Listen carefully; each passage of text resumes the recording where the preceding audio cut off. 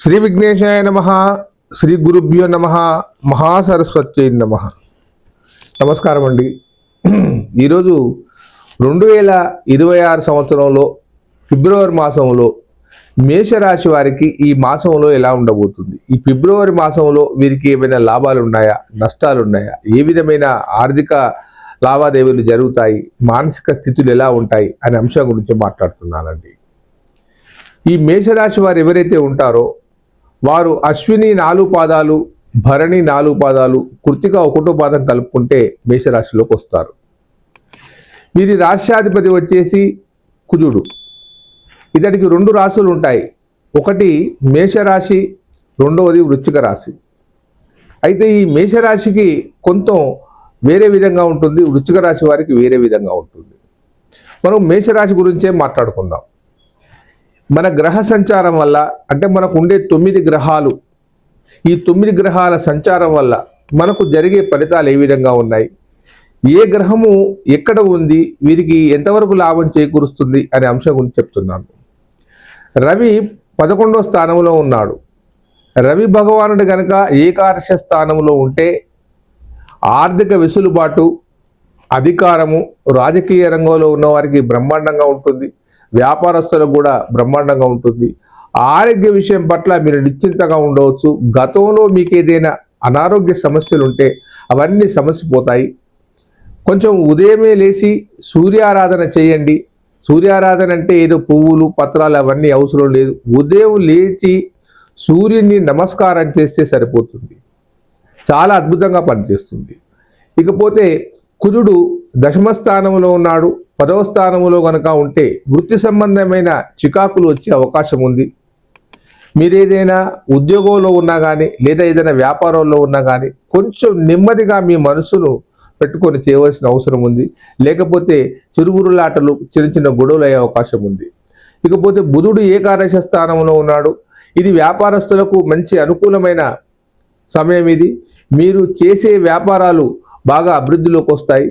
మీరు వద్దనుకున్నా కానీ మీ వ్యాపారం ముందుకు నడుస్తూ ఉంటుంది. కొత్తగా వ్యాపారాలు ప్రారంభించే వారికి కూడా ఈ మేషరాశి వారికి అనుకూలంగానే ఉందని చెప్పవచ్చు. ఇకపోతే గురువు 3వ స్థానంలో ఉన్నాడు. గురుబలం లేదు. ఈ మేషరాశి వారు ఎవరైతే ఉన్నారో వారికి వివాహ విషయంలో కొద్దిగా వెసులుబాటుగా ఉండదు. ఇంకొక 3-4 నెలలు పోతే కానీ వీరికి వివాహ విషయాలు కానీ, ఏదైనా నూతనంగా గృహం కట్టాలనుకున్నా కానీ అవన్నీ మనకు కావాలనుకుంటే కొంత సమయం పడుతుంది. ఈ నెలలు మాత్రం అనుకూలంగా లేదు.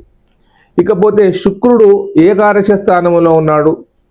శుక్రుడు ఏకాదశ స్థానంలో ఉన్నప్పుడు నూతన వస్త్రాలు, ఖరీదైన వస్తువులు, ఇంట్లో అలంకరణ సామాగ్రి, దాంతోపాటు ఎంతో అంతో ధర పెరిగినా కానీ ఎంతో అంతో బంగారం కొనే ఉద్దేశం కూడా ఉంటుంది. ఇకపోతే శని 12వ స్థానంలో ఉన్నాడు. అంటే ఈ మేషరాశి వారికి జన్మ శని నడుస్తుందని అర్థం. ఈ శని వల్ల కొద్దిగా ఇబ్బంది జరుగుతూ ఉంటుంది. అది ఇప్పుడిప్పుడే పోదు, చాలా సమయం పడుతుంది. కాబట్టి ఈ శని భగవాను గురించి మీరు ప్రత్యేకంగా నవగ్రహారాధన, శనికి తైలాభిషేకాలు, రుద్రాభిషేకాలు తప్పనిసరిగా చేయవలసిన అవసరం ఉంది. కారణం ఏమిటంటే మీ పక్క రాశిలోనే మీనరాశిలో ఉన్నాడు శని భగవానుడు. కాబట్టి మీకు కూడా శని జరుగుతుంది. కాబట్టి మీరు ఖచ్చితంగా శని భగవాను పట్ల ఆచితూచి ఉండవలసిన అవసరం ఉంది.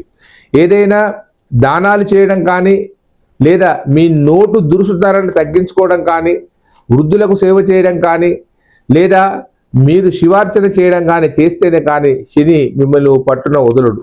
కాబట్టి ఈ మేషరాశి వారు ఎవరైతే ఉన్నారో నామ నక్షత్రం మీద కానీ, లేదా నక్షత్రం మీద కానీ ఎవరైనా కానీ మేషరాశి వారికి ఖచ్చితంగా మీరు శని యొక్క పూజ చేస్తూ ఉండాలి. బాగా ఇబ్బందిగా ఉంది గురువుగారు, దీన్ని ఎలా ఓవర్కమ్ చేయాలని కనుక మీరు అనుకుంటే ఒక మారు మీ గోత్రనామాలు నాకు పంపించండి.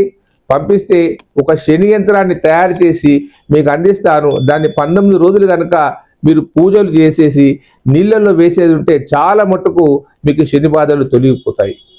ఇకపోతే రాహువు ఏకాదశ స్థానంలో ఉన్నాడు. రాహువు ఏకాదశ స్థానంలో ఉంటే విదేశాలకు వెళ్ళాలనుకున్న విద్యార్థులకు, ఉద్యోగస్తులకు చాలా అనుకూలంగా ఉంటుంది. సాఫ్ట్వేర్ రంగంలో ఉన్న వారికి అద్భుతమైన ఫలితాలు వస్తాయి. ఇప్పుడున్న పరిస్థితులలో షేర్ మార్కెట్ కిందే పడిపోతుంది, చాలా ఇబ్బందిదాయకంగా ఉంటుంది. కానీ మేషరాశి వారికి మాత్రం అనుకూలంగా ఉంటుంది, వారికి లాభం చేకూరుతుంది. ఇక చివరిగా కేతు 5వ స్థానంలో ఉన్నాడు. పుత్రుల వల్ల మానసికమైన ఇబ్బందులు వచ్చే అవకాశం ఉంది. వారి పట్ల మీరు జాగ్రత్తగా ఉండవలసిన అవసరం ఉంది. అనవసరమైన ఖర్చులకు వాళ్ళు మిమ్మల్ని ఇబ్బంది చేస్తారు.